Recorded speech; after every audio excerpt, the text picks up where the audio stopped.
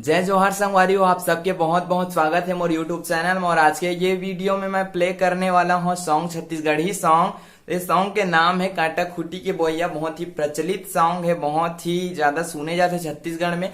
और ये सॉन्ग हम बजात हन यहाँ पास ला काली दो बना के काबर एकर ओरिजिनल स्केल काली दो है। तो यहाँ पास ला पहले काली दो में ट्यून कर लो, कर बादे ये गाना ला बजाओ। तो चलो हम काली दो यहाँ पास ला बना ले हन। तो काली दो में ये गाना ला प्ले करथन काबर ओकर ओरिजिनल स्केल है। ठीक है, तो चलिए प्ले करथन।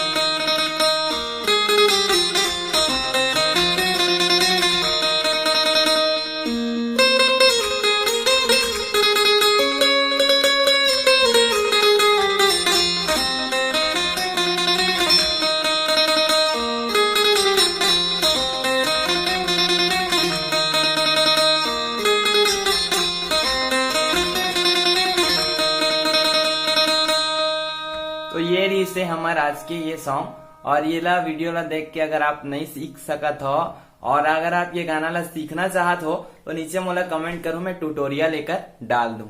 मिलते हैं अगले वीडियो में, तब तक के लिए जय जोहार, जय छत्तीसगढ़।